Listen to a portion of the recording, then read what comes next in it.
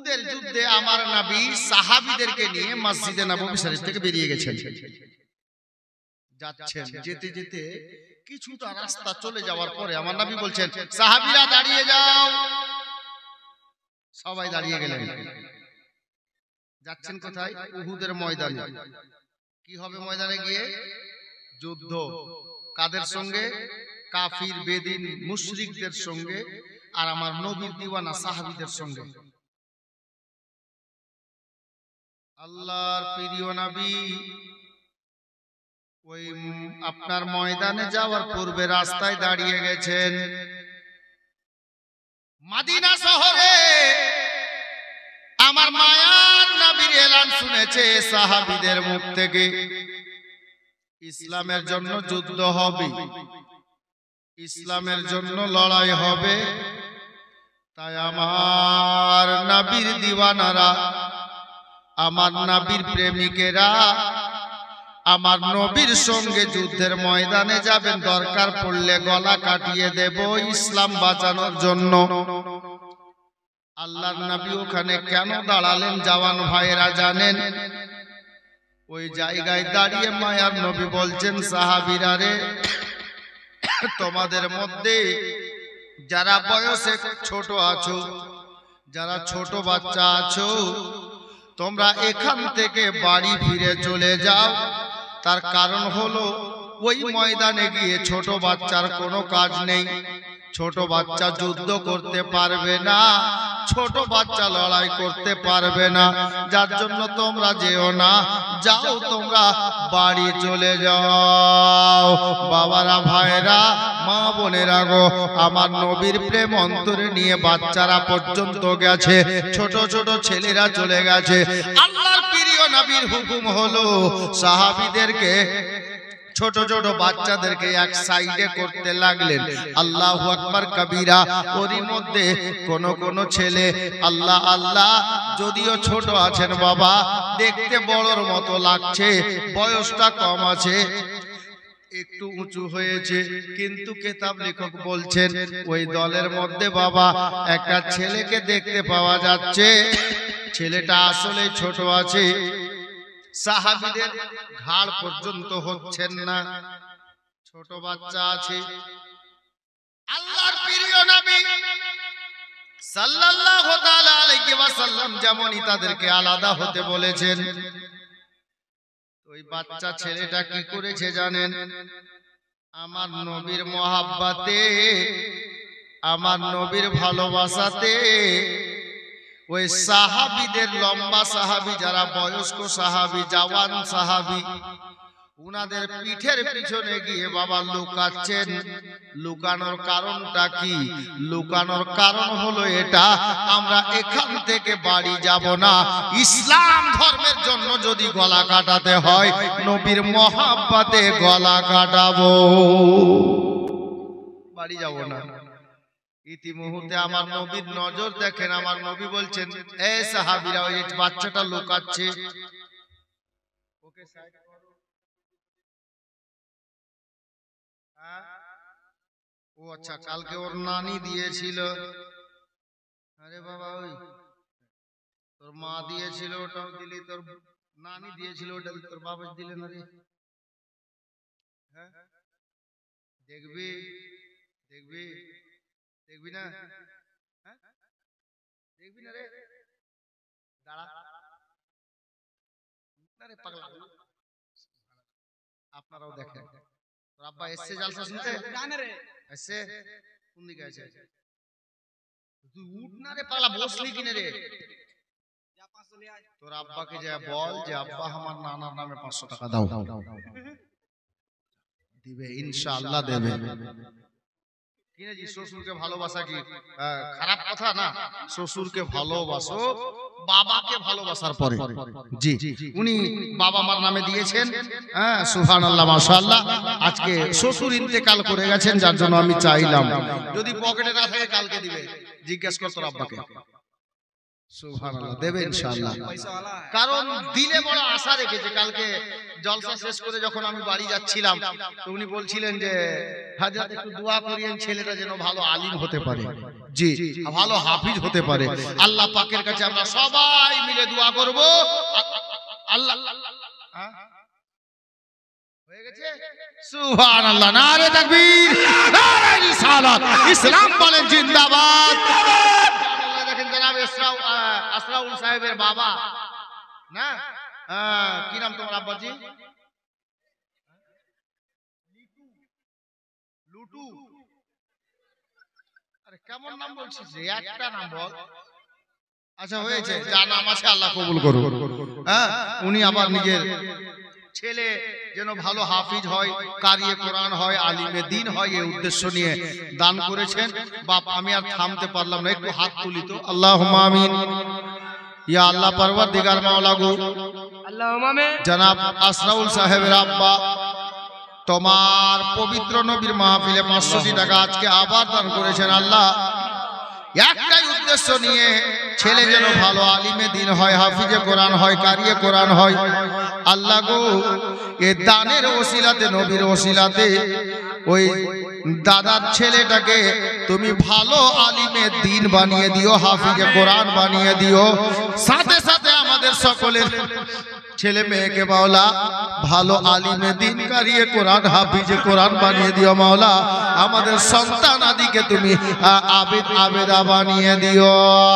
আরো অনেকে দান করেছেন আল্লাহ, সকলের দানকে তুমি কবুল করো। 200, 100, 500 করে মাওলা দান করেছেন, সকলের দানকে কবুল করে নিয়ে সকলের মনের আশা বাসনাকে পূর্ণ করে দিও মাওলা। কারো স্ত্রী অসুস্থ, কারো ছেলে অসুস্থ, কারো মেয়ে অসুস্থ, আমাদের মধ্যে যারা অসুস্থ আছে আল্লাহ সকলকে নবীর ওসিলাতে তুমি সুস্থতা দান করো মাওলা, অসুখ বিসুখ থেকে পরিত্রাণ দান করো মাওলা। আমিন আমিন আল্লাহ আমিন আমিন। মোদের সবার দোয়া কবুল করো রব্বুল আলামিন। বাহাকে লা ইলাহা ইল্লাল্লাহু মুহাম্মাদুর রাসূলুল্লাহ সাল্লাল্লাহু তাআলা আলাইহি ওয়াসাল্লাম।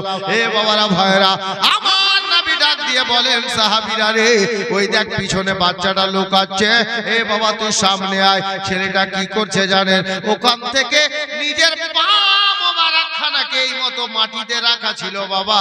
আমার নবী যখন ইশারা করলেন বাচ্চাটা লুকাচ্ছে, দেখো রে এ সাহাবীরা, ওটা ছোট ছেলে আছে তাকে সাইডে করো। ওই ছেলেটা কি করেছে জানেন? আমার নবীর মহব্বতে, ইসলাম ধর্মের ভালোবাসাতে নিজের গলা আল্লাহর রাস্তায় কাটাবো এই উদ্দেশ্য নিয়ে বাড়ি থেকে বেরিয়েছে।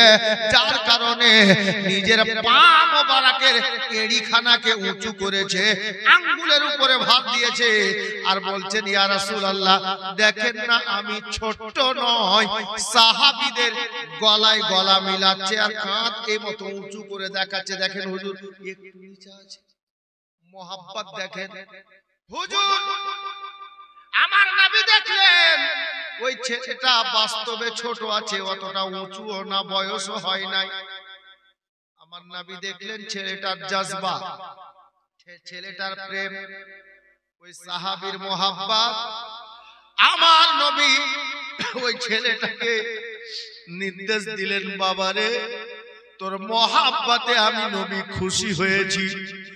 বাকি ছেলেদেরকে বাড়ি পাঠিয়ে দিলেন আর ওই ছেলেটিকে সঙ্গে নিয়ে উহুদের ময়দানে গেলেন। কিতাব লিখো, কিতাবে লিখছেন আল্লাহর নবীর সেই সাহাবী ওই যুদ্ধের ময়দানে গিয়ে ইসলাম ধর্মের ভালোবাসা অন্তরে নিয়ে নবীর প্রেমে নিজের গলা কাটিয়ে শহীদ হয়ে গেলেন। আমি বলতে এটাই চাইছি রে ভাই, যে আমার নবীর মোহাব্বত অন্তরে নিয়ে ইসলাম ধর্মকে ভালোবেসে কচি কচি মদিনার ছেলেরা, আমার নবীর সাহাবীরা নবীর মোহাব্বতে যুদ্ধের ময়দানে গিয়ে নিজের গলা কাটিয়েছে ইসলামকে বাঁচানোর জন্য।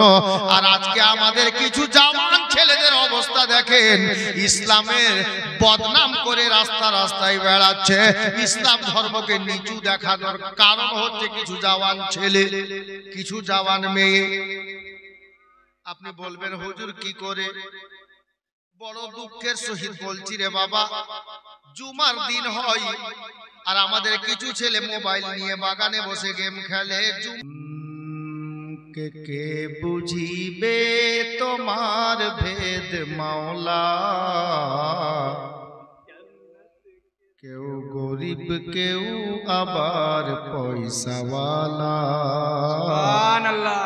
কেউ গরিব কেউ আবার পয়সাওয়ালা, কেউ সকালে ধনী হয়ে মাওলা, কেন গরিব আবার সন্ধ্যা বেলা, কেন গরিব আবার সন্ধ্যা বেলা। যে তোমারে করিছে অমান্য, তুমি আহার যোগাও তার জন্য, তুমি সবার মুখে দাও অন্ন, কি কাফের কি তোমার মাননেওয়ালা, কি কাফের কি তোমার মাননেওয়ালা, কে বুঝিবে তোমার ভেদ মাওলা, কেউ গরিব কেউ আবার পয়সাওয়ালা। পারবেন না কোনো দাদা ভাই একটা জওয়ান ছেলে গো? সুবহানাল্লাহ। তুমি মানবকে সৃষ্টি করিয়া এক আসনে দিয়েছ রাখিয়া, আজকে ধনী গরিবকে দেখিয়া, আজকে ধনী গরিবকে দেখিয়া, কেন করে আবার এত হেলা, কেন করে আবার এত হেলা, কে বুঝিবে তোমার ভেদ মাওলা, কেউ গরিব কেউ আবার পয়সাওয়ালা।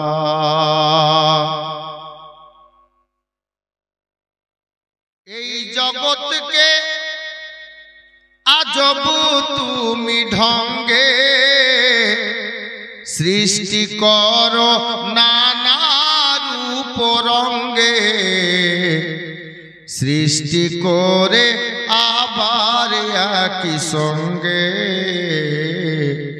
ভাঙবে তুমি সোনার ভব মেলা, ভাঙবে তুমি সোনার ভব মেলা, কে বুঝিবে তোমার ভেদ মাওলা, কেউ গরিব কেউ আবার পয়সাওয়ালা। ওই সোনার মদিনা, যেই মদিনাতে আমার মা বোনদেরকে বলবো কান লাগান, যে সোনার মদিনাতে আমার নবী পাক একটি নয় দুইটি নয় 10টি বছর জিন্দেগি অতিবাহিত করেছেন, তারপর দুনিয়া থেকে পর্দা করে 1400 বছর পেরিয়ে গেল। আমার নবী আজও ওখানে মদিনা শরীফে বাবা আরাম করতেছেন। বাবারা, ভাইরা, মা বোনেরা, কথাটি মনে পড়ে গেল। এই যে আমার বাম সাইডে দেখেন হাফিজ সাহেব বসে আছেন, জিজ্ঞাসা করেন কোরআনে একটা সূরা আছে, সূরাটির নাম হলো সূরা মারিয়াম। গজল বলা যাবে না, টাকা দিল হাফ। গজল বলবে না ফরহাদের বাপ। জি সুবহানাল্লাহ। এই যে থাকলো বাপ, বলছিলাম যেখানে শুনেন, হাফিজ সাহেবকে জিজ্ঞাসা করুন, মা বোনরা যারা কোরআন পড়তে জানেন, ছেলেরা কোরআন পড়তে জানেন, আপনার কি বলে 30 পারা কোরআনের মধ্যে একটা সূরা লেখা আছে, ওই সূরাটির নাম কিতাবে লেখা, আপনার কোরআনে লেখা আছে সূরা মারিয়াম। আল্লাহর প্রিয় নবী সাল্লাল্লাহু তাআলা আলাইহি ওয়াসাল্লাম বাবা একদিন সোনার মদিনাতে উনি মসজিদে নববী শরীফে বিরাজমান, মসজিদে নববী শরীফের মধ্যে রয়েছেন। আল্লাহ পাক গায়ব থেকে আওয়াজ দান করলেন জিবরিল আমিনকে, হে জিবরিল দেরি করিস না, দেরি করিস না রে জিবরিল, যা যা তাড়াতাড়ি করে যা, আমি আল্লাহ আজকে আমার বন্ধুর উপরে সূরা মারিয়ামের আয়াতে পাক নাজিল করব রে। যা সূরা মারিয়ামের 71 এবং 72 নম্বর আয়াতে কারিমা নিয়ে নে লৌহে মাহফুজ থেকে, আর ওই সোনার মদিনাতে মায়ার নবী দরবারে গিয়ে এই আয়াতে কারিমা দুটি দিয়ে এসো। বাবারা, ভাইরা, মা বোনেরা, হযরতে জিবরিল আমিন লৌহে মাহফুজে গেলেন, যেখানে কোরআন রাখা আছে। 71-72 নম্বর আয়াত জিবরিল নিলেন, আর নিয়ে চোখের পলক মারতে যতটা সময় লাগে তার চাইতে দ্রুত বেগে তাড়াতাড়ি করে সোনার মদিনাতে বাবা জিবরিল নাজিল হয়ে গেলেন। সোনার মদিনাতে জিবরিলের নাজিল হয়ে গেল। আল্লাহু আকবার কবীরা। আমার নবীর কদম শরীফের দিকে আজও একটা দরজা কাটা আছে বাবা, যেই দরজার নামটা কিতাবে লেখা আছে, দরজাতে স্পষ্ট আরবি ভাষাতে লেখা আছে বাবে জিবরিল বলে। হযরতরা কিতাবে পড়েছে বাবা, বাবে জিবরিল বলে একটি দরজা, ওই বাবে জিবরিল দিয়ে হযরত জিবরিল আমিন নবী পাকের দরবারে ঢুকলেন। আল্লাহর নবী মসজিদে নববী শরীফে বিরাজমান। আমার নবীকে জিবরিল আমিন সালাম দিলেন, আসসালাতু ওয়াসসালামু আলাইকা ইয়া রাসূলুল্লাহ, আসসালাতু ওয়াসসালামু আলাইকা ইয়া হাবিবাল্লাহ। নবী গো, আমি জিবরিল আমিনের সালামটা কবুল করেন ইয়া রাসূলুল্লাহ, আল্লাহ পাক আপনার কাছে আমাকে পাঠিয়েছেন। বেরাদার, বাবারা, ভাইরা, মা বোনেরা গো, হযরতে সাইয়্যিদনা জিবরিল আমিন আমার নবী পাককে সালাম দিলেন। নবী আমার সালাম কবুল করলেন। নবী ডাক দিয়ে বলেন, ও জিবরিল বলো তো এই টাইমে তুমি আমার নিকটে কি উদ্দেশ্যে? বলে, হুজুর গো, আল্লাহ পাক আপনার প্রতি কোরআন নাজিল করেছেন, আমি জিবরিল আপনার দরবারে কোরআন দিতে এসেছি। জিবরিল বল, আল্লাহ পাক আমার প্রতি কি নাজিল করেছেন, কোন সূরাটি নাজিল করেছেন, কোন আয়াতে কারিমা নাজিল করেছেন? আল্লাহ তাবারক ওয়া তাআলা পরওয়ারদিগারে আলামের আপনার দরবার থেকে উনার অর্ডারে জিবরিল আমিন এসেছেন। জিবরিল আমিন বললেন, ইয়া রাসূলুল্লাহ, সূরা মারিয়ামের 71-72 নম্বর আয়াত আল্লাহ পাক আপনার প্রতি আজকে নাজিল করেছেন, আমার মায়ার নবী সেটা কবুল করে নিলেন। বিশ্ব নবীকে, দয়ার নবীকে জিবরিল আমিন আয়াতে কারিমা দান করে বাবা চলে গেলেন। জিবরিল চলে যাওয়ার পরে জানি না কি হয়ে গেল, আমার মায়ার নবী মসজিদে নববী শরীফের মধ্যে বাবা কাঁদতে আরম্ভ করেছেন। নবী কাঁদেন, আমার মায়ার নবীর চক্ষু মোবারক থেকে বাবা ঝরঝর করে অশ্রু মোবারক গুলো মতির দানার মতো বইতেছে। নবী পাকের দাড়ি মোবারক ভিজে যাচ্ছে, সিনার কাপড় ভিজে যাচ্ছে। এ জওয়ান ভাইরা শোনো, হযরতে আবু বকর তশরিফ ফরমা হলেন। আমার নবীকে ডাক দিচ্ছেন, ইয়া রাসূলুল্লাহ, ইয়া হাবিবাল্লাহ, নবী গো, আমি আবু বকর এখনো বেঁচে আছি, দরকার হলে জান দেব আমার নবীর চোখের পানি মুছার কারণে। হুজুর আপনি কাঁদিয়েন না, এমন কি হয়েছে আপনি দয়া করে বলুন না ইয়া রাসূলুল্লাহ, যদি জান দেওয়ার দরকার পড়ে আমি আবু বকর আপনার প্রেমে জান দিতে রাজি, কিন্তু আপনার চোখের পানি সইতে পারবো না। এত ভালোবাসে নবীকে আবু বকর। আমার নবী কোনো কথাই বললেন না, নবী আমার কাঁদেন। অল্প কিছুক্ষণের মধ্যে ওমর হাজির। ইয়া রাসূলুল্লাহ, ইয়া হাবিবাল্লাহ, নবী গো, আমি ওমর এখনো বেঁচে আছি, কার দেওয়া আঘাতে আপনার চোখে পানি এসেছে? কে আপনাকে কাঁদিয়েছে? ইয়া রাসূলুল্লাহ, একটাবার বলেন। উমারের তলোয়ার তার দেহ থেকে মাথা আলাদা করে দেবে, এই আরব দেশের মাটিতে এমন কোন মা একটা ছেলে জন্ম দেয়নি গো যে উমারের সামনে দাঁড়িয়ে উমারের চোখে চোখ রেখে কথা বলতে পারবে। হুজুর আমি বেঁচে আছি, আপনার উমার একটাবার বলেন না কে কাঁদিয়েছে আপনাকে, কে কষ্ট দিয়েছে? বাবারা, ভাইরা, মা বোনেরা, হযরতে নবী পাক বাবা কোনো সাড়া শব্দ করলেন না। আমার মায়ার নবী একই মতো কাঁদতেছেন। হে বিরাদার, কিতাব লেখক বলছেন বাবা আমার নবী কাঁদতে কাঁদতে অল্প কিছুক্ষণ কাটিয়ে দেওয়ার পরে আমার মায়ার নবী কাউকে কিছু বললেন না বাবা। মসজিদে নববী শরীফ থেকে বেরিয়ে কোন একটা রাস্তা ধরে কোথাও চলে গেলেন, কোন সাহাবীকে কিছু বলে গেলেন না। নবী আমার কাঁদছেন। আচ্ছা, আপনাদের নিকটে একটা প্রশ্ন জাগতে পারে, নবী কাঁদছিলেন কেন? পিঙ্কির বাপ কিসের গল্প? পিছনে যা, কথা বলিস না, এরা গল্প করছে, অনেক গল্প গল্প করিস না রে, হ্যাঁ, নালে তোদেরকে টান টান করবো আমি, এদিকে ওদিকে বসাবো, গল্প করিস না বাবা। আমার মায়ার নবী কোথাও গেলেন, কাউকে বলে গেলেন না। নবী পাক মসজিদে নববী শরীফ থেকে বেরিয়ে গেছেন। 1 ঘন্টা 2 ঘন্টা 3 ঘন্টা 4 ঘন্টা করতে করতে সারা রাত চলে গেল।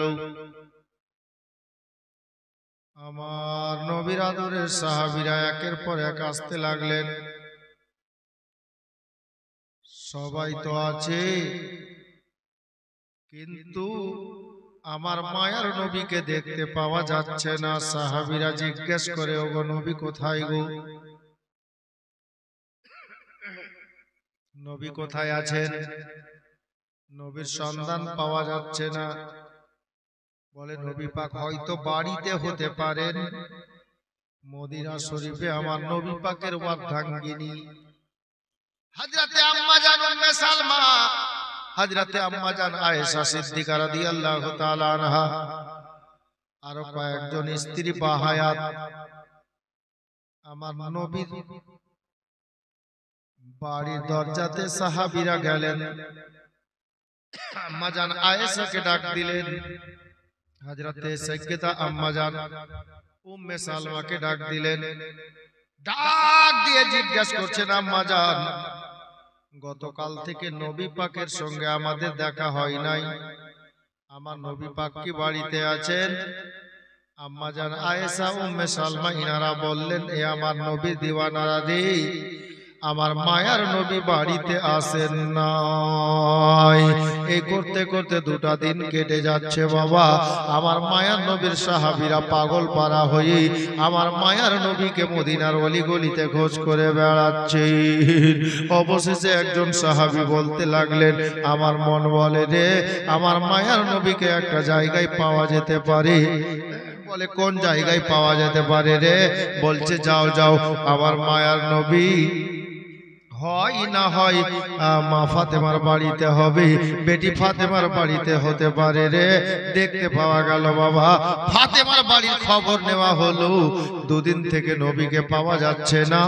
আমার মা ফাতেমা এত নবী নবী করে কাঁদছেন রে বাবা, হযরতে ফাতেমার চোখের পানি থামে না।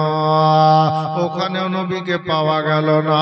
আমার বিশ্ব নবীর সাহাবীরা পরেশান হয়ে গেলেন, আরে আমরা কি তাহলে নবীকে আর পাবো না? আমরা কাকে দেখে সোনার মদিনাতে বাজবো? আমাদের মাথার ছাতা কে হবে? আমাদের সাহারা কে হবে রে? এ জওয়ান ভাইরা, আমি তো এতক্ষণ যা বলছিলাম ভাই, কিন্তু কথাটা শোনার অন্তর কেঁপে উঠবে, গায়ের লোম দাঁড়িয়ে যাবে। বলবেন হুজুর কি করে গো? এই জন্য বলছি রে বাবা, মদিনাতে আমার নবীর সাহাবীরা 3 দিন থেকে নবী নবী বলে কান্না করে মদিনার অলিগলিতে বাবা বেড়াচ্ছেন, সিনার কাপড় ভিজে যাচ্ছে। কেতাব লিখো, কেতাবের পাতায় লিখেছেন আমার নবীকে 3 দিন থেকে পাওয়া যায় না বলে সাহাবীদের বাড়ির চুলাতে আগুন জ্বলে না, মানে রান্না বান্না বন্ধ হয়ে গেছে। আমরা খেয়ে কি করব, বেঁচে কি করব যদি আমরা মায়ার নবীকে দেখতে না পাই? আমরা এই দুনিয়াতে বেঁচে কি করব? এ বাবারা, ভাইরা, মা বোনেরা গো, সাহাবীরা বেকার হয়ে একই মতো খোঁজ করে বেড়াচ্ছেন। মা বোনেরা কান লাগান, মা ফাতেমা নবীকে এত ভালোবাসে, কিতাব লিখো, কিতাবে লিখেছেন এ 3 দিন হয়ে গেল বাবা ফাতেমা নবী নবী বলে এত কেঁদেছেন যে ফাতেমার চেহারার রং বদল হয়ে গেছে, চেঞ্জ হয়ে গেছে, চিনতে পারা যাচ্ছে না এটাই ফাতেমা। এত কেঁদেছেন বাবা। আমার জওয়ান ভাইরা গো, অন্তর কাঁপলো না রে ভাই? শোনো, আমার নবীকে 3 দিন থেকে পাওয়া যাচ্ছে না বলে আমার মা ফাতেমার কচি কচি 2টা ছেলে, একজন ইমাম হাসান, একজন ইমাম হুসাইন রাদিয়াল্লাহু তাআলা আনহুমা, 3 দিন থেকে নবীকে পাওয়া যাচ্ছে না, নানা জানকে পাওয়া যাচ্ছে না বলে আমার জান্নাত রানীর 5-6 বছর এবং 6.5 বছর, কেউ বলে 7 বছর, 7.5 বছর, এই মতো বয়স রে বাবা। আল্লাহ আল্লাহ, এই 6-7 বছরের বাচ্চা দুটো বাবা 3 দিন থেকে নবী নবী বলে একই মতো কাঁদে। নবীকে পাওয়া যায় না বলে, নানাকে দেখতে পাওয়া যায় না বলে আমার মা ফাতেমার বেটারা পর্যন্ত কাঁদছেন বাবা। বলবেন হুজুর কান্নাটাই কি শেষ হয়ে গেল? জি না, কান্নাটা শেষ হয়নি বাবা। তারিখের মধ্যে লেখা আছে, ইতিহাসের পাতা গাওয়া আছে, ইতিহাস সাক্ষ্য দিতেছে রে বাবা। ওই মা ফাতেমার 6-7 বছরের বেটা দুটি আমার নবীর প্রেমে কাঁদতে কাঁদতে 3 দিনের মধ্যে বাবা কয়েকবার অজ্ঞান হয়ে বেহুশ হয়ে জমিনে পড়ে গেছি। এ মা বোনেরা গো, 3টা দিন গত হলো, আমার বিশ্ব নবী সাল্লাল্লাহু তাআলা আলাইহি ওয়াসাল্লামের আদরের সাহাবীরা মদিনার অলিগলিতে পাগল পারা হয়ে খোঁজ করে বেড়াচ্ছে, নবীকে পাওয়া যাচ্ছে না গো। একটা সভা বসে গেল, সমস্ত সাহাবীদের মধ্যে হযরতে আবু বকর একটু বয়স্ক বাবা, আর আবু বকর তো নবী পাকের দোস্ত, নবীর বন্ধু। মা বোনেরা গো, হযরতে সাইয়্যিদানা আবু বকরকে লক্ষ্য করে মদিনার হাজার হাজার সাহাবী নবীর দিওয়ানা, ওনারা আমার আবু বকরকে লক্ষ্য করে বাবা ডাক দিয়ে বলেন, ওগো আবু বকর, আপনি যে ইয়ারেগার আছেন, নবীর দোস্ত আছেন, নবীর বন্ধু আছেন, একটু দয়া করে বলেন না আমাদের মায়ার নবী কোথায় গেছেন? আবু বকর মেম্বারে দাঁড়ালেন, ডাক দিয়ে বলেন, নবীর দিওয়ানারা, আমার নবী কোথায় গেছেন কাউকে বলে যান নাই। আমি দোস্ত হতে পারি, বন্ধু হতে পারি, কিন্তু নবী বলে যান নাই গো। সাহাবীরা কাঁদে, আবু বকর গো, তাহলে কি আমরা দয়ার নবীকে চিরদিনের জন্য হারিয়ে দিলাম? নবীকে কি আর পাবো না? আমরা মদিনায় কাকে নিয়ে বাজবো? আমার আবু বকর বলছেন, এ নবীর দিওয়ানারা, এ নবীর পাগলেরা, শোনো গো, আমি আবু বকর একটা পরামর্শ দিচ্ছি, শোনো, যদি ভালো হয় নিও ভাই, নচেত আমি আর আগে বাড়বো না। আবু বকর সিদ্দিক বললেন, মদিনার নবীর সাহাবীরা, তোমরা যে যেই দিকে মন করেছে একা একা গেছো নবীকে খোঁজ করার জন্য, নবীর সন্ধান নেওয়ার জন্য, কিন্তু সন্ধান পাওয়া যায় নাই। নবী কোথায় গেছেন কেউ বলতে পারে নাই। আজকে একটা কাজ করো, যত সাহাবী এখানে আছো সবাই একটা দল করো, 5 জন 10 জন 7 জন 8 জন করে একটা দল করে নাও। আমরা একা একা নবীকে খোঁজ করতে যাব না, ওই দল বানিয়ে নিয়ে মদিনার অলি গলিতে একসঙ্গে বেরিয়ে পড়ো। কেউ যাও মদিনার বাজারের দিকে, কেউ গলির দিকে, কেউ আপনারা কি বলে পাহাড়ে যাও, কেউ পাহাড়ের জঙ্গলে যাও, কেউ পাহাড়ের নিচে আশেপাশে যাও, কেউ নদ নদীর দিকে যাও, কেউ মার্কেটের দিকে যাও, একই মতো সবাই আমরা একই সঙ্গে বেরিয়ে পড়ো।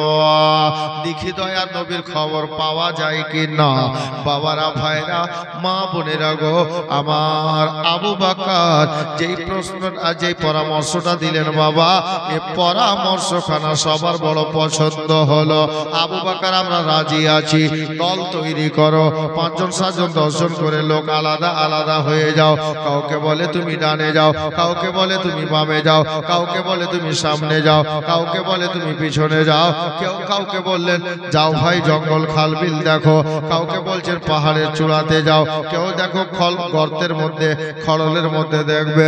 এ বেরাদার, এই করে সমস্ত সাহাবী, হাজার হাজার সাহাবী রাসূল আমার মায়ার নবীকে খোঁজ করতে বেরিয়ে গেলেন। অবশেষে আবু বকর দেখলেন পাশে একজন দাঁড়িয়ে আছেন, जिनार नाम किताबेर पाताय हजरत उमर इब्ने खात्ताब রাদিয়াল্লাহু তাআলা আনহু। আমার আবু বকর ডাক দিয়ে বলেন, ভাই উমর রে, কি হলো গো আবু বকর? বলে, ভাই উমর, আর দেরি করা যাবে না, সবাই নবীকে খোঁজ করতে বেরিয়েছি, আমরা 2 পাগল নবীকে খোঁজ করতে যাব, চলো আমরাও যাই, চলো। আমার পাগল মন ওই মদিনার প্রেমে পড়েছে, আমার পাগল মন ওই মদিনার প্রেমে পড়েছে, আমার পাগল মন ওই মদিনার প্রেমে পড়েছে। যেতে যদি পারতাম আমি সোনার মদিনায়, ঘুরে ঘুরে যেতাম আমি নবীজির রওজায়। যেতে যদি পারতাম আমি সোনার মদিনায়, ঘুরে ঘুরে যেতাম আমি নবীজির রওজায়। ওগো ওই মদিনার ধুলা বালি, ওই মদিনার ধুলা বালি গায়ে মাখিতাম, আমার পাগল মন ওই মদিনার প্রেমে পড়েছে, আমার পাগল মন ওই মদিনার প্রেমে পড়েছে। যেতে যদি পারতাম আমি নবীর দেশেতে, ঘুরে ঘুরে যেতাম আমি গারে হেরাতে। যেখানে প্রথমে কোরআন নাজিল হয়েছিল ওটাকে গারে হেরা বলে। গার মানে গর্ত, হেরা একটা পাহাড়ের নাম, আর ওটাকে জাবালে নূরও বলা হয়। জি, কিতাবে নামও লেখা আছে। যেতে যদি পারতাম আমি নবীর দেশেতে, ঘুরে ঘুরে যেতাম আমি গারে হেরাতে। ওগো যেই গারেতে দয়ার নবী, যেই গারেতে দয়ার নবী সদাই কাঁদিতেন, আমার পাগল মন ওই মদিনার প্রেমে পড়েছে, আমার পাগল মন ওই মদিনার প্রেমে পড়েছে। যেতে যদি পারতাম আমি সোনার মদিনায়, ঘুরে ঘুরে যেতাম আমি নবীজির রওজায়। যেতে যদি পারতাম আমি সোনার মদিনায়, ঘুরে ঘুরে যেতাম আমি নবীজির রওজায়। ওগো ওই মদিনার ধুলা বালি, ওই মদিনার ধুলা বালি গায়ে মাখিতাম, আমার পাগল মন ওই মদিনার প্রেমে পড়েছে। বেরাদার, মায়ার নবীকে খোঁজ করার উদ্দেশ্যে হযরতে আবু বকর উমর ফারুককে সঙ্গে নিয়ে বেরিয়ে গেলেন। চলো ভাই আমরাও খোঁজ করতে যাই, একটা রাস্তা বাকি আছে, ওই রাস্তা ধরে বাবা হযরতে আবু বকর রাদিয়াল্লাহু তাআলা আনহু চলতে আরম্ভ করেছেন। বাবা চলতে চলতে হযরত আবু বকর ডাক দিয়ে বলছেন, ভাই ওমর রে, সামনে দেখো যে পাহাড়টা দেখতে পাওয়া যায় রে, ওই পাহাড়টার নামও আপনাদেরকে বলবো। এই ওমর, ওই পাহাড় সংলগ্ন দেখ অল্প দূরে রাস্তার ধারে, রাস্তার উপরে একটা জওয়ান ছেলে দাঁড়িয়ে আছে, যাকে আমরা রাখাল বলে থাকি বাবা। ওই রাখাল ছেলেটার কাছে যাও। পাশে ময়দানে দেখতে পাওয়া যাচ্ছে কিছু ছাগল আছে, ছাগল ময়দানে দেখতে পাওয়া যাচ্ছে। আবু বকর সিদ্দিক রাদিয়াল্লাহু তাআলা আনহু উনি বললেন, ভাই চলো ওই রাখালটাকে আমরা গিয়ে জিজ্ঞাসা করব, যদি কোনো সন্ধান পাওয়া যায়। হযরতে গেরামি আমার আবু বকর সিদ্দিক ওই ছেলেটার কাছে গিয়ে দাঁড়ালেন, সঙ্গে আছে হযরতে সাইয়েদনা ওমর রাদিয়াল্লাহু তাআলা আনহু। হযরতে আবু বকর ডাক দিয়ে বলছেন, ভাই রাখাল রে, আমার নাম হলো আবু বকর রে রাখাল, আমি একটা কথা জিজ্ঞাসা করতে চাই। কি কথা গো আবু বকর? বলে, ভাই রাখাল বলো তো, তুমি কি আমাদের দয়ার নবী মায়ার নবীকে দেখেছো? তুমি কি আমাদের দয়ার নবীকে দেখেছো? হযরতে গেরামি রাখাল ছেলেটা বলে উঠলো, ওগো আবু বকর, তোমরা দয়ার নবী কাকে বলো বুঝি না, মায়ার নবী কাকে বলো বুঝি না। হযরতে আবু বকর কথাটাকে ফিরিয়ে বলছেন, আবু বকর, এই রাখাল, তুমি দয়ার নবী বুঝো না, মায়ার নবী বুঝো না, বলো তো ভাই, তুমি কি মুহাম্মদ আরবীকে দেখেছো? ছেলেটা বলল, আবু বকর গো, মাফ করবেন। কেন রে ভাই? বলে, দয়ার নবী কাকে বলো বুঝি না, মায়ার নবী কাকে বলো বুঝি না, আর তোমরা মুহাম্মদ আরবী কাকে বলো, আমি রাখাল তাকে চিনি না। আমার আবু বকর বলছেন, ভাই রাখাল, 3 দিন হয়ে গেল রে আমরা দয়ার নবীকে পাচ্ছি না, তুমি বলতে পারবে? তো উত্তর পাওয়া গেল, আমি চিনি না, জানি না। আমার আবু বকর আর নিজেকে ধরে রাখতে পারলেন না বাবা।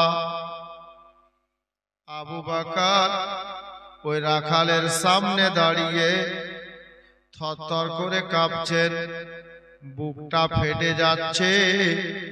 মদিনার কোন রাস্তা আর বাকি নাই যে রাস্তায় নবীকে খোঁজ করতে যাওয়া হয় নাই।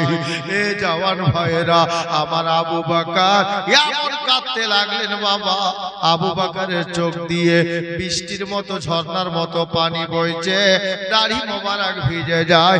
আবু বকর নবী নবী বলে বাবা কাঁদতেছে। এ বেরাদার, এই জন্য সাহাবীদের ঘটনা পড়ে শায়ের লিখেছিলেন, আল্লাহর নবী নূরের নবী গো, আপনি নবী আমার জীবনের জীবন, দয়ার নবী মায়ার নবী গো, আপনি নবী আমার জীবনের জীবন। সাহাবীদের মুখে শোভা পাই, আপনি নবী আমার জীবন সাথী, অন্ধকার কবরের বাতি, আপনি নবী আমার। আমি জানি এখানে পারবে না তুমি বলতে, যার জন্য থেমেছি। সুবহানাল্লাহ। এখানে যে এটা গজল লেখা আমারও না, আমার বাপেরও না, বাংলাদেশের লেখক লিখেছে। পরের জিনিসকে নিজের বলতে হয় না বাপ। জি মুজাসসির দেখেন, আমি একটা শব্দ শুধু চেঞ্জ করেছি এখানে আর তারপরে ছন্দতে। আপনি নবী আমার জীবন সাথী, অন্ধকার কবরের বাতি, আপনি নবী আমার নয়নের নয়ন, রাহমাতাল লিল আলামিন, আপনি উম্মতের জামিন, জীবনের আপনজন। আল্লাহর নবী নূরের নবী গো, আপনি নবী আমার জীবনের জীবন। এই থামলা কেন বলো না? আমি তোমাকে নিষেধ করিনি বলতে, জি ভালো লাগছিল সঙ্গে বলছি ভালো লাগছিল, আমি অন্য কারণে ওখানে থেমেছিলাম। উনি যিনি লিখেছেন ওখানে একটা শব্দ আলাদা আছে, এখন যেটা বলবো এখানে আর একটা ছন্দ আলাদা আছে, যেটা ওরা লিখেছিল না। ওটা ওটা কথা বলাটা ভুল না ওনার, আমি ওনার ভুল ধরছি না, তবে ওই শব্দটা শোভনীয় নয়, উচিত না ওই শব্দটা বলা, যার জন্য আমি একটা লাইনের একটা ওয়ার্ড চেঞ্জ করেছি, একটা শব্দ চেঞ্জ করেছি। আল্লাহর নবী নূরের নবী গো, আপনি নবী আমার জীবনের জীবন। দেখে তোমার মজেজা ভাগবতী মা খাতিজা,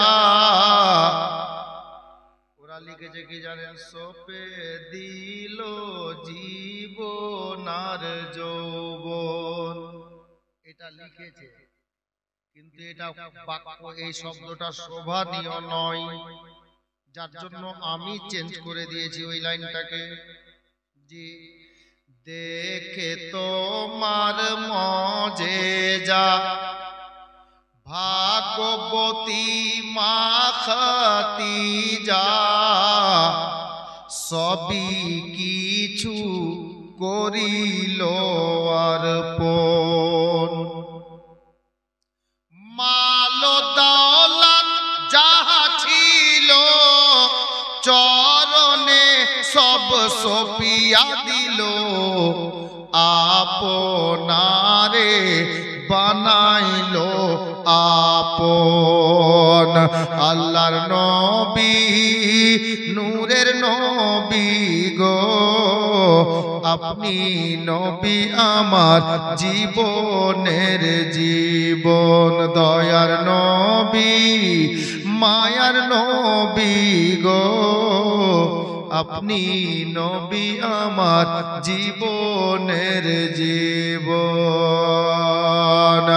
আরে দেখিয়া হযরত বেলাল প্রেমেতে হইয়া মাতাল,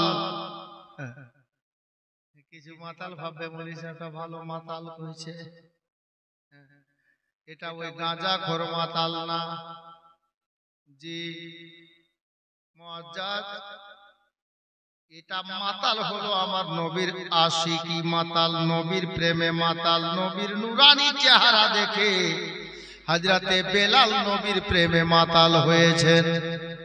জি তাই কবি বলেছেন, দেখিয়া হযরত বেলাল প্রেমেতে হইয়া মাতাল, পাইল উমাইয়ার জ্বালাতন।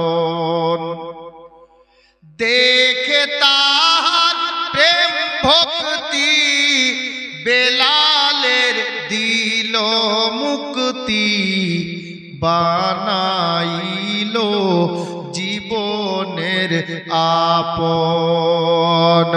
আল্লাহর নবী নূরের নবী গো, আপনি নবী আমার জীবনের জীবন। দয়ার নবী মায়ার নবী গো, আপনি নবী আমার জীবনের জীবন। আবু বকর কাঁদে, আবু বকরের কান্না দেখে রাখালটা দাঁড়িয়ে থাকতে থাকতে বাবা হঠাৎ করে ডাক দিচ্ছে, আবু বকর একটু কান্নাটা বন্ধ করো, একটা কথা মনে পড়েছে। আবু বকর দাঁড়িয়ে গেলেন, থেমে গেলেন। বাবা হযরতে সাইয়েদনা আবু বকর বলছেন, ভাই রাখাল রে, কি মনে পড়েছে? হযরতে আবু বকরকে বলছে রাখালটা, আবু বকর গো, তোমরা দয়ার নবী মায়ার নবী কাকে বলো বুঝি না, মুহাম্মদে আরবি কারে বলো চিনি না। তবে আবু বকর জানো গো, আজকে ওই যে সামনে পাহাড়টা দেখতে পাওয়া যাচ্ছে, ওই পাহাড়ে একটা বিশাল বড় গর্ত আছে, যে গর্তখানাতে দিনের বেলা দুপুর বেলা লোক ঢুকতে ভয় করবে, এত বড় গর্ত আছে। এ আবু বকর জানো ভাই, ওই গর্তের মধ্যে একটা লোক আজকে 3 দিন হলো এই রাস্তা দিয়ে কাঁদতে কাঁদতে গিয়ে ঢুকেছে। এই আবু বকর, লোকটা কাঁদতে কাঁদতে এই রাস্তা দিয়ে গেছে, 3 দিন হলো গর্তে ঢুকেছি। আবু বকর জানো গো, জানি না লোকটা কে আছে, চিনি না লোকটা কে আছে গো, তবে 3 দিন থেকে একই মতো ওই গর্তের মধ্যে ঢুকে শুধু কান্না করে। এই জওয়ান ভাইরা, শেষ ঘটনা বলছি শোনো। ওই ছেলেটা বলল, আবু বকর, ওই লোকটা কে আছে চিনি না জানি না, একই মতো কান্না করছে। আমার আবু বকর কথাটাকে বাবা একেবারে কনফার্ম করিয়ে নেওয়ার জন্য কি বলতেছেন জানেন? বলে, ভাই রাখাল রে, ঠিক আছে লোকটা কাঁদছে, অন্য কোন লোক তো হতে পারে, অন্য কোন মানুষও হতে পারে, তবে রাখাল বলো তো, ওই লোকটা যে এটা দিয়ে গিয়েছে কাঁদতে কাঁদতে গেছে। বলে, হ্যাঁ কাঁদতে কাঁদতে গেছে। ওই লোকটাকে তুমি কি দেখেছো? আবু বকর বললেন, লোকটাকে দেখেছো? রাখাল বলল, হ্যাঁ আমি দেখেছি আবু বকর। বলে, ভাই রে, একটা কথা আর বলতো, লোকটা দেখতে কেমন ছিল, আর লোকটা কি বলে কাঁদতে ছিল? লোকটা মা বলে কান্না করেছে, না বাবা বলে কান্না করেছে, না ছেলে মেয়ে বলে কান্না করেছে? হযরতে গিরামি, ওই লোকটার ব্যাপারে একটু আমাকে দুটা কথার উত্তর দাও। হযরতে আবু বকর সিদ্দিককে বেধর্মী মুশরিক ছেলে রাখালটা ডাক দিয়ে বললেন, আবু বকর, আমি এই রাস্তার ধারে দাঁড়িয়েছিলাম, ছাগলগুলো চড়াচ্ছিলাম, ময়দানে আজও ছাগল রাখা আছে। আবু বকর জানেন গো, লোকটা এটা দিয়ে কাঁদতে কাঁদতে যখন গেল, আমি নিজের চোখে লোকটাকে দেখেছি। যে ধর্মেরই লোক হোক না কেন বাবা, আসমানের চাঁদ সবাই বুঝে।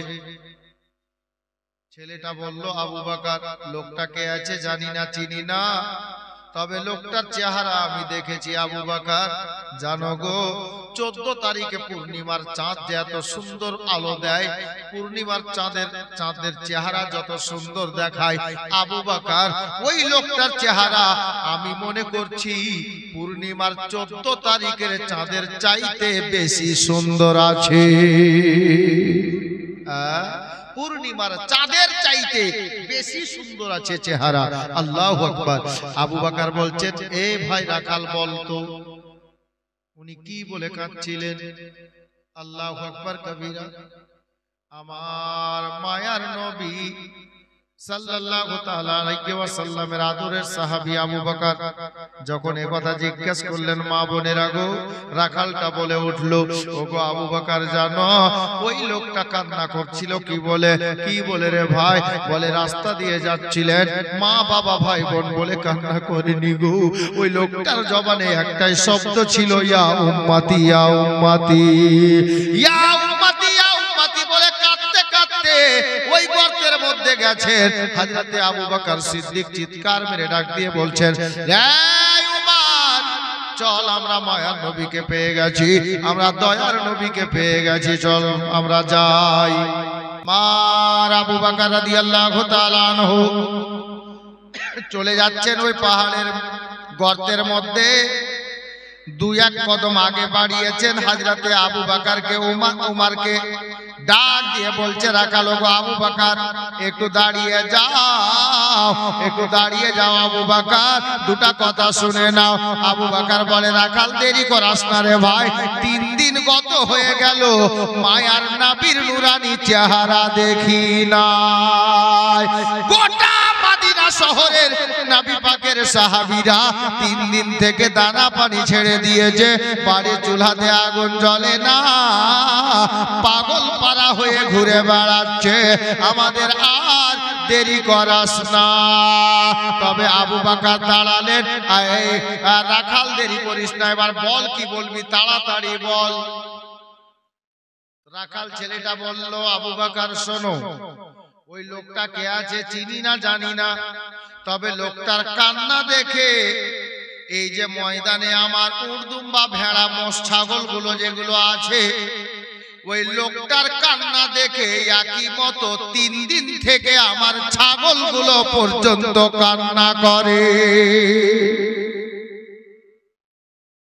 হযরতে আবু বকর সিদ্দিককে রাখাল ছেলেটা বলল, হযরতে আবু বকর সিদ্দিক রাদিয়াল্লাহু তাআলা আনহুকে ওই রাখাল ছেলেটা বলল, আবু বকর 3 দিন থেকে ছাগলগুলো কিছু কোন সময় কান্না বন্ধ করে না, একই মতো লোকটার কান্না দেখে ছাগলগুলো পর্যন্ত কাঁদছে। আর আবু বকর জানো গো, আজকে 3 দিন হয়ে গেল ওই লোকটার কান্না দেখে এই ছাগলগুলো 3 দিন থেকে একটা ঘাস পর্যন্ত মুখে তুলে না। আমার আবু বকর বললেন, আল্লাহ তোর ভালো করুক ভাই, দেরি করাস না। গর্তের মধ্যে গেলেন, দেখছেন আমার নবী সাজদায় মাথা রেখে একই মতো ইয়া উম্মতি ইয়া উম্মতি বলে কাঁদছেন। আবু বকর ওমর অনেক চেষ্টা চালালেন, নবী আমার সাজদা থেকে মাথা তুললেন না। মদিনাতে খবর হলো, সাহাবীরা হাজির হলো, হাজার হাজার সাহাবী আমার নবীকে ডাক দিচ্ছেন, কোন সাহাবীর কথাতেই আমার নবী সাজদা থেকে মাথা তুললেন না। অবশেষে হযরতে জান্নাত রানী ফাতেমাকে ডেকে আনা হলো। সাহাবীরা বলেন, সবার কথা আমার নবী ফেলে দিতে পারেন, কিন্তু মা ফাতেমার কথা হয়তো ফেলতে পারবেন না, যাও মা ফাতেমাকে ডেকে আনো। মা ফাতেমা পর্দার সহিত বেরিয়ে গেলেন, 2 ছেলের সঙ্গে গেল। আমার মা ফাতেমা গর্তের মধ্যে গেলেন, সাহাবীরা দূরে সরে দূরে বসলেন, দূরে দাঁড়িয়ে গেলেন। যেহেতু ফাতেমা এসেছে, সাহাবীরা এমনিতেই মুখ ফিরিয়ে নিলেন, দূরে দাঁড়িয়ে গেলেন। আর ওই গর্তের মধ্যে হযরতে ফাতেমা তো যারা গেলেন 2 ছেলেকে সঙ্গে নিয়ে আমার নবীকে ডাক দিচ্ছেন, ইয়া রাসূলুল্লাহ 3 দিন থেকে আপনাকে দেখিনি, আপনার নাতিগুলো 3 দিন থেকে নানাজান নানাজান বলে কাঁদতে কাঁদতে কয়েকবার 3 দিনের মধ্যে বেহুশ হয়ে জমিনে পড়েছে, হুজুর একটু দয়া করে সাজদা থেকে মাথাটা তুলেন, আপনার নাতিদের মুখে হাসি ফোটান।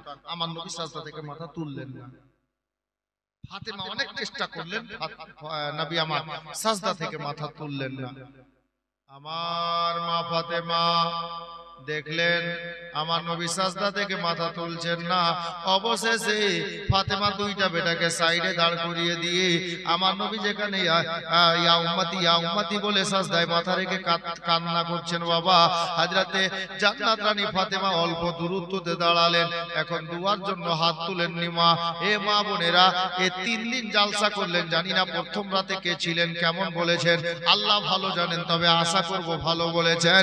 কিন্তু বাবারা, মা বোনেরা গো, আজকে শেষ রাত্রিতে শেষ কথা বলতে যাচ্ছি আমার মা বোনদেরকে, শব্দটা যদি অন্তরে গেঁথে নিয়ে যেতে পারেন, কসম খোদার আমার মা বোনদের আমল নামাতে গুনাহ হবে না। বলবেন কি করে, শুনেন। জান্নাত রানী ফাতেমা দাঁড়ালেন, আল্লাহকে ডাক দিচ্ছেন, আল্লাহ আপনার নবী সাজদায় মাথা রেখে 3 দিন থেকে একই মতো কান্না করছেন, সাজদা থেকে মাথা তুলছেন না, একটাই কথা বলছেন, আল্লাহ আমার গুনাহগার উম্মতিকে বখশিয়ে দেন, maaf করে দেন। আল্লাহ গো, আপনি যদি আপনার বন্ধুর গুনাহগার উম্মতিকে ক্ষমা না করেন, আপনার বন্ধুর উম্মতিকে যদি maaf না করেন, আপনার হাবিবুল্লাহ পয়গম্বর সাজদা থেকে মাথা তুলবেন না। ফাতেমা বলছেন, আল্লাহ আর যদি আপনার বন্ধু আজকে সাজদা থেকে মাথা না তুলেন, তো আমি নবীর বেটি ফাতেমা আপনার নিকটে নবীর গুনাহগার উম্মতদের জন্য দোয়া করব, তবে দুয়ার রংটা একটু আলাদা হবে। বলবেন কি রং? ফাতেমা বলছেন, আল্লাহ আজকে ফাতেমা মাথার কাপড় নামিয়ে দেবে, আর ফাতেমার মাথার চুল মদিনার ছোট বড় সবাই দেখবে। এখন তোমার জন্য হাত তুলেননি, ফাতেমা এই কথাটা বললেন। আমার মা বোনদেরকে বলছি, মা বোনেরা শোনো, ফাতেমা যেমনই বাবা হাতটা তুলতে যাবেন, মাথার কাপড় নামাবেন, দোয়া করবেন, আল্লাহর রহমত জোশে চলে এলো। জিবরিলে আমিনকে আমার আল্লাহ দুনিয়াতে পাঠিয়ে দিলেন ওই গর্তের মধ্যে, আর বলে পাঠিয়েছেন আমার নবীকে তাড়াতাড়ি সাজদা থেকে মাথা তুলতে, ফাতেমা যেন মাথার কাপড় না ফেলে। জিবরিল বলে চলে গেছে, যে ওয়াদা করেছেন আল্লাহ ওই কথাটা জিবরিল নবীকে বলে গেলেন, আমার ফাতেমা মাথায় যেমন হাত রাখতে যাবেন, কাপড়টা নামিয়ে দেবেন, দুয়ার জন্য হাত তুলবেন, এই অবস্থায় কাপড়ের কাছে হাত গেছে, আমার নবীকে জিবরিল বলে চলে গেলেন, আমার মায়ার নবী তাড়াতাড়ি করে সাজদা থেকে মাথা তুলে ডাক দিচ্ছেন, রে বেটি ফাতেমা দাঁড়িয়ে যা, মাথার কাপড় ফেলিস না রে বেটি। এ ফাতেমা দেখ রে, আমি তোর আব্বা দিনের নবী মুস্তাফা সাজদা থেকে মাথা তুলে নিয়েছি। হযরতে ফাতেমা দাঁড়িয়ে গেলেন আর মাথার কাপড় ফেললেন না। আমার নবী বলেন, এ ফাতেমা তুমি মাথার কাপড় নামাবে, দুনিয়ার অন্য কোন পরপুরুষ তোমার মাথার চুল দেখবে? ওরে বেটি ফাতেমা, আমার আল্লাহ এটা বরদাস্ত করবেন না, আল্লাহ এটা সইবেন না। এ ফাতেমা তুমি মাথার কাপড় ফেলিও না বেটি, আমি নবীর সঙ্গে আল্লাহ ওয়াদা করেছেন। এই মাত্র জিবরিল আমাকে বলে গেলেন, কাল হাসরের ময়দানে আমি নবী যাকে যাকে বলবো, আমি নবী যার প্রতি খুশি হব, আল্লাহ তাকে জান্নাতি বলে ঘোষণা করে দেবে। আল্লাহ ওয়াদা করলেন হাসরের মাঠে আমার নবী যাকে যাকে বলবেন, আল্লাহ তাকে তাকে জান্নাতি বানিয়ে দিবেন। আচ্ছা বলেন তো আপনারা, আল্লাহর নবী বেনামাজিকে ভালোবাসেন? যারা মিথ্যা বলবে তাদেরকে ভালোবাসেন? যারা মা বাপকে মারবে, খেতে দিবে না, তাদেরকে ভালোবাসেন? যারা স্ত্রীর হক আদায় করবে না তাদেরকে ভালোবাসেন? জি না। যারা স্ত্রীর হক আদায় করবে, যারা মা বাবার সেবা করবে, বড়কে সম্মান দেবে, ছোটকে ভালোবাসা দেবে, আপনার কি বলে নামাজ পড়বে, রোজা রাখবে, হজ করবে, যাকাত দেবে, মানুষের সঙ্গে সৎ ব্যবহারে চলবে, ভালো কথা শিক্ষা দেবে, গুনাহ থেকে বাঁচবে, হালাল রুজি উপার্জন করে খাবে, তারাই তো হবে নবী প্রেমিক। আর তাদেরকেই আল্লাহর নবী ভালোবাসেন। জি মুআজ্জাজ মুহতারাম।